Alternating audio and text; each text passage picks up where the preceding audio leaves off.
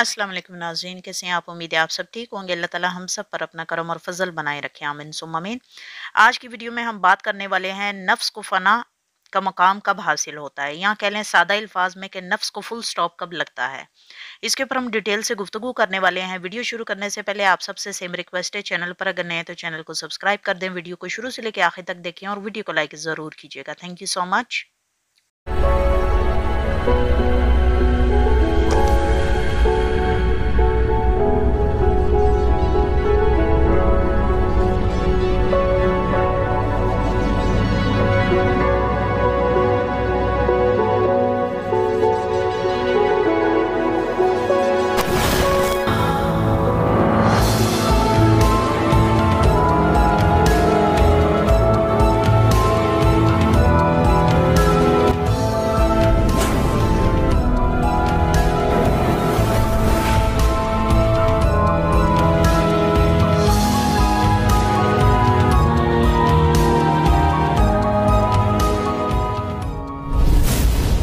ये सवाल भी मुझसे किया गया था कि आप बता सकती हैं कि नफ्स को फना का मुकाम कब मिलता है, यानी फुल स्टॉप कब लगता है, जिसके बाद एक टर्निंग पॉइंट आता है नफ्स की ज़िंदगी में, नफ्स को तब्दील देने करने का या नफ्स को तरबियत देने का, तो वो किस मुकाम पर आता है।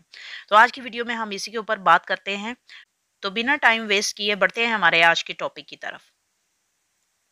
जैसा कि आप सब जानते हैं कि मैंने अभी कुछ दिनों पहले लतीफ़ा नफ्स पर एक वीडियो डाली थी, जो पिछले दिनों ऑलरेडी आप मेरे ख्याल से देख चुके हैं। अगर नहीं देखी तो आप वो देख लें, ताकि आपको उससे भी कुछ बातों का इदराक हो पाए और आपको समझ आ पाए।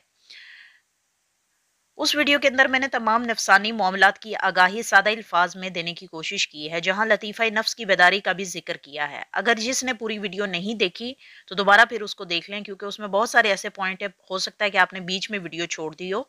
तो आप अगर उस वीडियो को पूरा देखेंगे तो बखूबी आसानी तरीके से आप समझ जाएंगे कि कहाँ मैंने नफ्स का इकरार कलमा पढ़ने का कहा और कहाँ मैंने नफ्स का असल इम्तिहान का जिक्र किया था।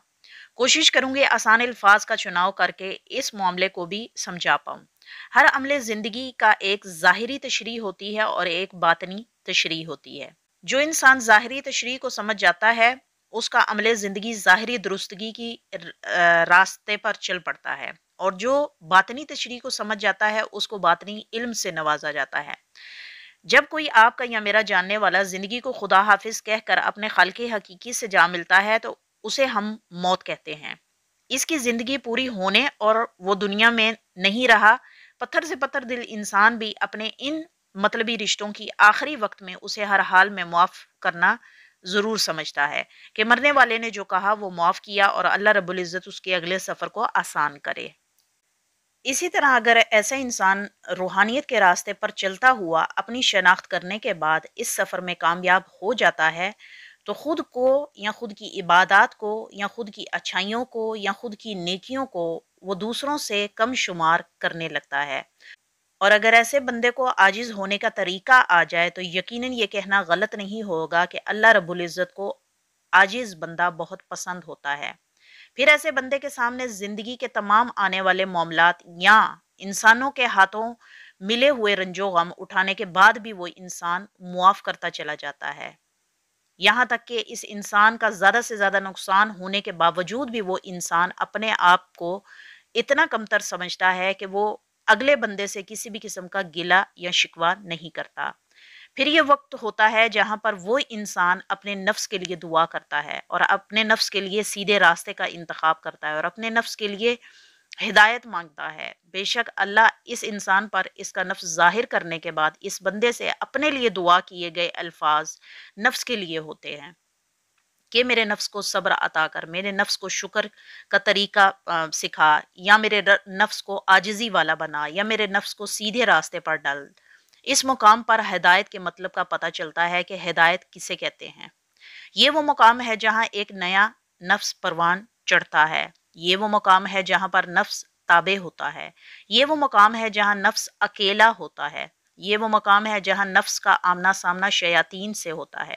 ये वो मकाम है जहाँ से नफ्स अपना नुकसान उठाना शुरू करता है। ये वो मकाम है जहाँ नफ्स बगावत बगावत बातिल की वजह से शिकंजे में آتا ہے۔ یہ وہ مقام ہے جہاں نفس بہت کمزور ہوتا ہے۔ یہ وہ مقام ہے جہاں نفس کو دونوں گروہوں میں سے کسی ایک گروہ کے ساتھ ہونا ہوتا ہے۔ ایک وہ باطلی قوتوں کا گروہ اور دوسرا راہ حق کی قوتوں کا گروہ۔ تو یہ انسان کے اوپر ڈیپینڈ کرتا ہے کہ وہ اپنے نفس کو کس تربیت میں ڈھالے، اور اللہ رب العزت کی اس دی گئی نعمت کے بعد انسان اپنے نفس کو کس طرح تربیت یافتہ کرے۔ یہ تھی ہماری آج کی ویڈیو۔ ملتے ہیں اگلی ویڈیو میں نئے ٹاپک کے ساتھ، تب تک کے لیے آپ سے اجازت چاہوں گی۔ اپنا خیال رکھیے گا، دعاؤں میں یاد رکھیے گا۔ ٹیک کیئر، اللہ حافظ۔